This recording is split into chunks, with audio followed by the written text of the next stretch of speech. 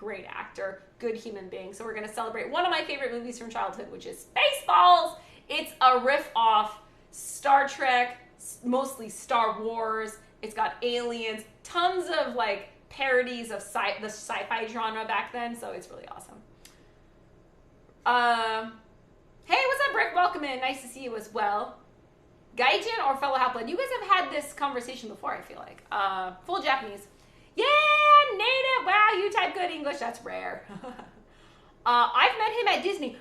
Rick, you met Rick Moranis at Disney? Oh my gosh, that would be so cool. I'm too scared to ever ask a celebrity for their autograph because I feel like they would just be so sick of that. Unless it was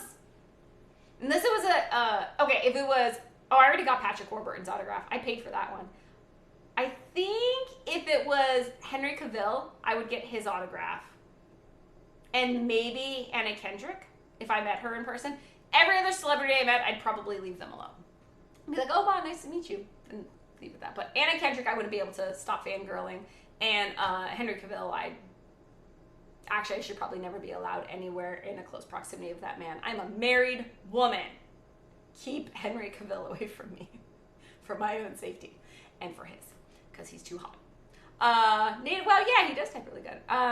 I live and work at Disney in Anaheim. Oh, cool, that's awesome, Eric. I love celebrities alone, so I just avoid the crowd. Oh, yeah, that's the other thing. So if you're at Comic-Con and they're at Comic-Con and you pay a lofty sum of money to meet them in person, then it's okay because you have a transactional agreement. I pay you $80, you give me a hug and sign my photo of you. It's and I mean, they get you in and out. You get like 15 seconds. It's $80 for 15 seconds with a celebrity. And that's like a not currently super ridiculously big celebrity. But yeah, I think I paid $80 to meet Patrick Warburton. But it was really, really nice. He gave me a hug and he told me it was cute. And then he signed my autograph. On his birthday, I will take a picture of we did a prom pose. I'll take a pic, or I'll scan it and put it on our Discord under a cosplay because I was wearing a cat suit. I was dressed up as Catwoman that time. But yeah, I'll post it on Patrick Warburton's day, his birthday. But oh my God, I think besides Patrick Warburton, there's not a lot of other celebrities that I have to meet. I would meet Hafthor Bjorgensson, even though a lot of people don't like him. But the guy who played the Mountain, I like that man. He's huge. I would love to just get a picture of me next to him. It would be hilarious. Wait, Anaheim? Yeah. The Japanese fair, Rick? No, Rick is full Japanese, but I think Rick is Japanese American and lives here in America.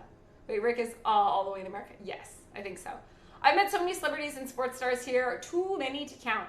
So you work at Disney in Anaheim. Rick, you know one of our other, unless Rick changed his name and Rick is actually Vendetta, but one of our other friends here in chat also works at Disney at Anaheim.